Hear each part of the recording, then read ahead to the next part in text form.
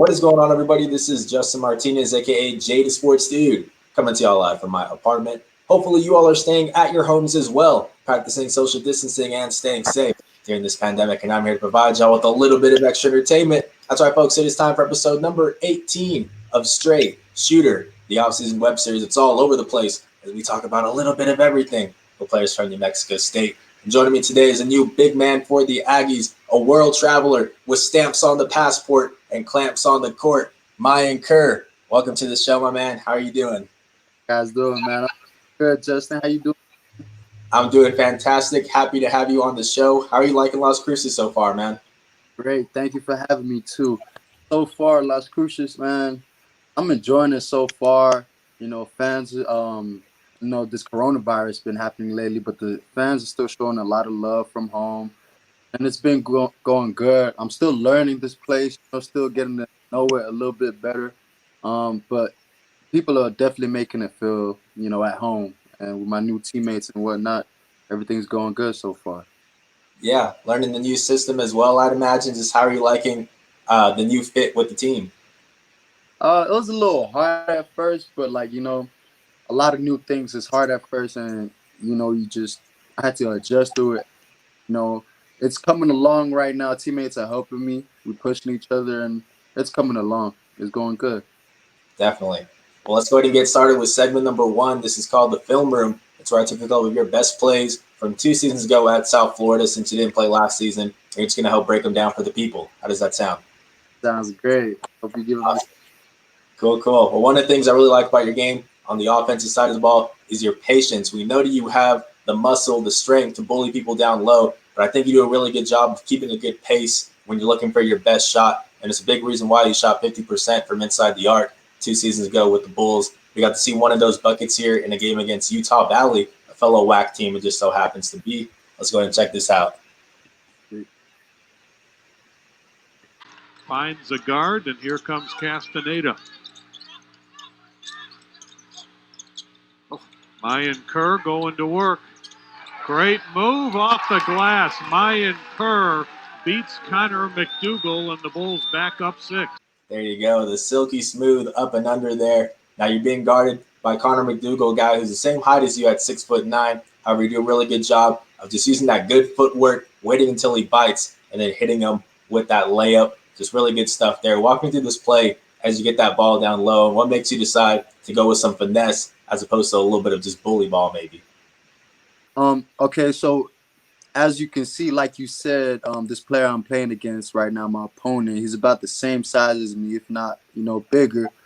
So a lot of the times when I go against opponents my size or bigger or stronger than me, I really want to use a lot more skill and not just, bully ball all the way to the rim. And so in this play, I really just I was really taking what the defense was giving me. So he's giving me more. He's not really giving me an angle, but it's more to the middle. So I'm working my way to the middle, and really, when he jumps for the ball fake, he leaves me no choice but to step through with my right hand. So just taking what the defense is giving you, and also taking your time and see what's around.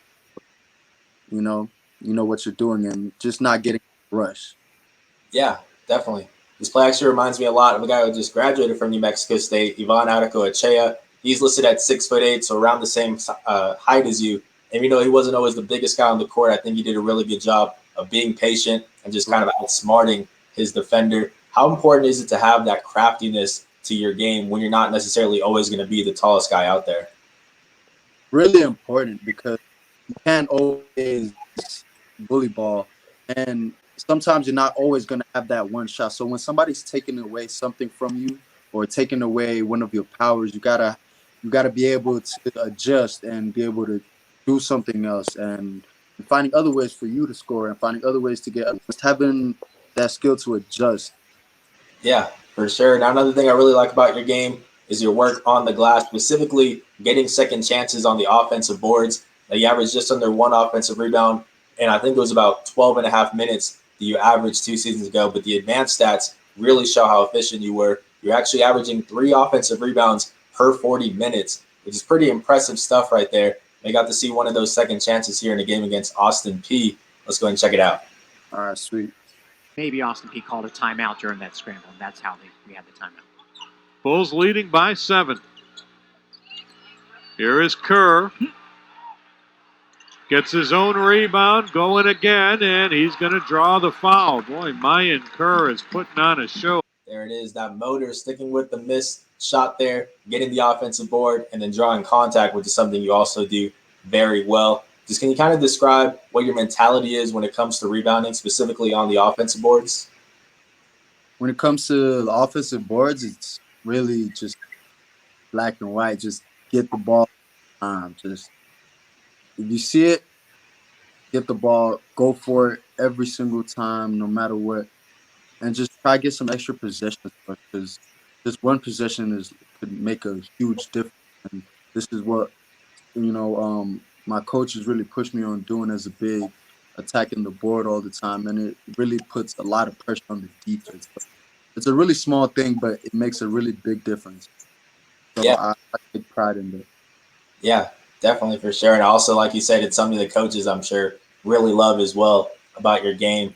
You got to the line very often in your time at USF. You actually had a team high free throw rate of 80.9%. However, you did shoot 61% from the charity stripe. How much of a priority has it been for you this summer and this past summer just to kind of up that production at the line? It's been a very high priority, and especially for my team. I feel like we have a very high standard over here, and I want to keep the standard very high, if not higher. So, it's been a really high priority for me to get better in that range, and we've been working a lot on it. Definitely. Now, another thing that I really like about your game on a defensive side of the ball is your rim protecting. However, it's not just camping out in the paint. You have some mobility to go out and get that block, which we got to see here in a game against Alabama A&M. Let's go ahead and check this one out. This is a pretty impressive one here. All right, tell me how. 3 fouls have been called on Alabama A&M in this game, 12 on the Bulls. Walter Jones trying to go wire to wire, and he has it slapped out of bounds. There it is. Now, once again, this isn't just camping out in the paint. This is you picking up a guard, a 6'5" guard in Walter Jones from inside his own three-point arc and chasing him all the way down for the well-timed block. Super impressive stuff here. Just walk me through this play as Jones gets that ball, and you guys are off to the races. Really, right here at this moment, I see when I was guarding him, I can see that because he has a bigger person guarding him, he's really trying to attack and go downhill on me. So I just wanted to stay with him without fouling. I was working on my feet over the past summer over there, and defense. My full court defense has been a real problem for me. So we've been working on it a lot, and over here it's just really mental. You're not getting to the rim, and that's every time. That's how I feel about every one of my shot blocks. I just protecting the rim, not letting them score, So that's really my focus over there. Just protect the rim every time. Don't let it get to the rim. Yeah, definitely. You averaged 1.6 blocks per 40 minutes 2 seasons ago at USF. Just how much do you take pride in being one of those guys who's kind of an anchor defensively? I take a lot of pride for that. It gives me a lot of energy. It's really what gets me going. I don't know if you guys noticed, but offense doesn't really give me the energy. It's really defensive, all the shot blocks, all the charges, and whatnot like that. I love that it gets energy for the team, and it keeps me going. So it's a win-win for everybody. So I take a lot of pride in it. Yeah, for sure. Now, after watching all of these plays, it's easy to see why Aggie fans are excited for you to suit up for the squad. I know you have a waiver being put out right now to become immediately eligible. So what have you heard right now in terms of the timeline and your chances? At the moment, we're still waiting for results right now, trying to hear back from him. But it's looking pretty positive. It's looking good, and we're just working right now as we're waiting. So, Aggie fans, I appreciate you so much, and I'm looking forward to seeing you guys too. Definitely. Now moving on to our next segment. This is where I like to find a throwback photo or video of the person that I'm interviewing. So I did some digging. I promise it's nothing bad. I see you already. I promise it's nothing bad. But I did some digging and I got a really cool photo that I want to get your reaction to. How's that sound? Sounds good. Let me see. Hopefully. No, it's nothing bad. I promise. I promise. All right. So this one is going back to, I believe, 2016. And it's actually taking place in Italy, I think. This is you and Joakim Noah, current Los Angeles Clippers guard, but well known for his time with the Bulls and the Knicks. Go ahead and give me some context to this. How did you meet him? Is this at a camp or what's the story with this? Okay, so this was an Adidas Euro camp. So Adidas had like it was a camp like slash tournament thing, but it was really, we went over there.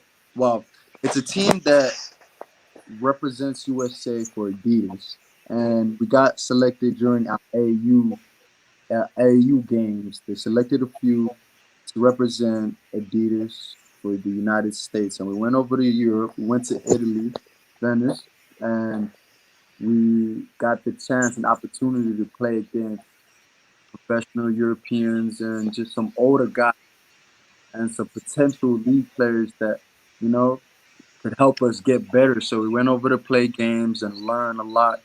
And during that process, Joakim Noah came out there, and it was, a blessing and an opportunity to pick his brain and, take in, some of the mistakes he's made and some of the positive things he's done to, avoid some and go towards to, in my future. So right here, I got to meet him, got to talk to him, had a really good conversation. It told me a lot about my offensive game and my defensive game, and it was just really, he was a really genuine guy that was willing to help, and he was at that camp. Good opportunity to meet him. But Yeah, that's awesome. Who are some, just curious while we're on the subject, who are some players maybe you've taken some inspiration from in your game? in the game, I say a lot is from Hakeem Olajuwon. When I first started playing basketball, I saw him and I just really loved his, his finesse, just always making, like making you want to make you jump out your seat and stuff like that. It's just really exciting. So, and I was big at the time. I was really big for my age group, so I watched him a lot. I love Giannis, former Aggie player over here, Siakam, Mm-hmm. really good game. But I don't know. I could go on for a while because I like a lot of players. I like to pick a lot from, different players. I like to pick different parts of the game. I like to watch, Yeah. so I don't have a specific one. Yeah, definitely. Now moving on to our next segment. This is called Hometown Heat. It's where I pick a couple of foods from your hometown. And you're just going to tell me if they're legit or not. How does that sound? Sounds good.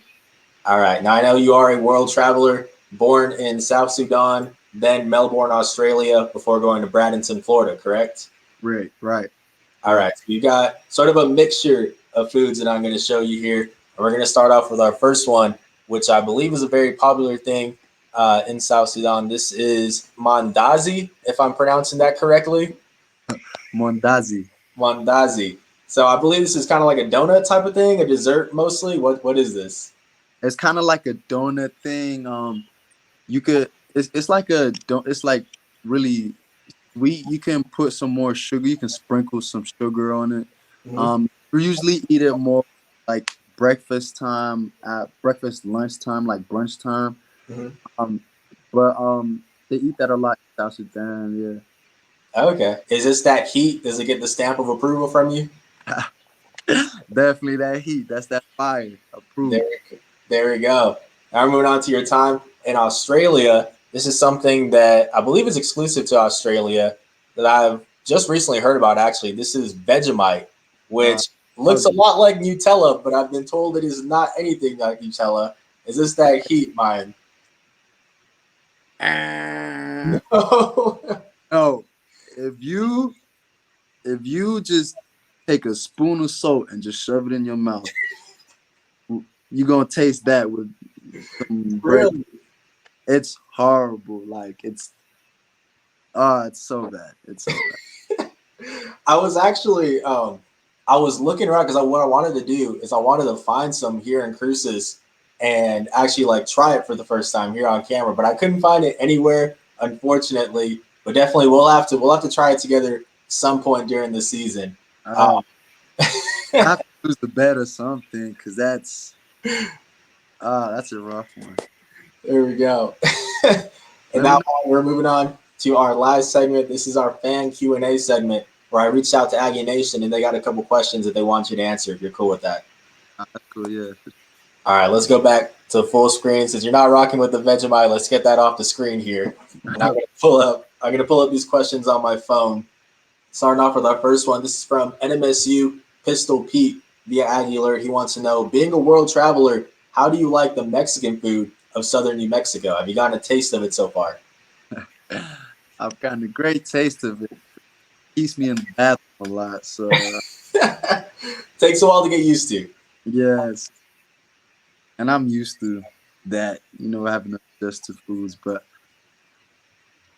you guys have a lot of hot food, and I can't tolerate that. But my family love it here, like love the food here. But I also like the food here. I just can't tolerate some of the heat. I mean, some of the, you know. There you go. Now moving on to our next question. This one is from Real Aggie. He wants to know, have you been surprised at all of the talent on the NMSU roster, and how does it rank with the other schools you've been at? Now, you've been at LSU, South Florida. Just how does NMSU's talent this season rank with that? Well, I would say that I was surprised about the talent. We have some really great talent around here. At LSU, there was also some great talent. But one thing I can say about the difference over here is really the mental focus of it, like competing. So pretty much I feel like the competing is different here. We compete a lot more, like we grind a lot more, and we really pride in everything we do a lot. So comparing it to LSU, I would say we compete a lot more harder here, which a really great skill. And some people don't have it. You either have it or you don't. And we do have it over here. For sure. How much do you think that plays into it when it's a lot of guys who are JUCO transfers or it's their third and second spot? They're kind of coming here specifically to really up their stock, stuff like that. Do you think that plays into maybe the chip on their shoulders that they might have? Plays a big role into that. People come from, different backgrounds or different schools, so we have a lot of transfers that come in. So this is another opportunity, and people are watching every day. People watching every day. So when you have another opportunity, you want to take advantage of that to the best of your ability.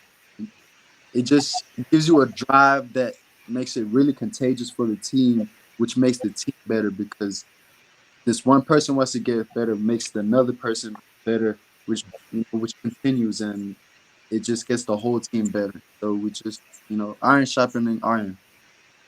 Yeah, for sure. Now moving on to our last question of today. This one is coming to us courtesy of Aggie Colt Bear. He wants to know, what part of your game will most positively impact New Mexico State? What do you think really makes you fit in well with this team, I guess? Competing and energy. Feel like you guys give us a lot, but I have some energy I'm going to give you guys too, don't worry. So just be ready for a lot of energy. That's what I'm saying. There you go. There you go. You guys can follow Mayan on Twitter. I believe, I know you're not very active on it, but I believe the one you're most active on is Kerr Mayen. Is that correct? That's your. Yes, sir. Make sure to give him a follow there. You guys can follow me as well at Jay the Sports Dude. Mayan, thank you so much for being on the show, man, taking the time to talk to me. We're definitely looking forward to seeing you suit up for the Aggies, man. Man, thank you for having me, man. I appreciate you so much. For the Aggie fans out there, be ready to have a show. We coming to get it. But thank you. There you go. Take care, man. All right, take care.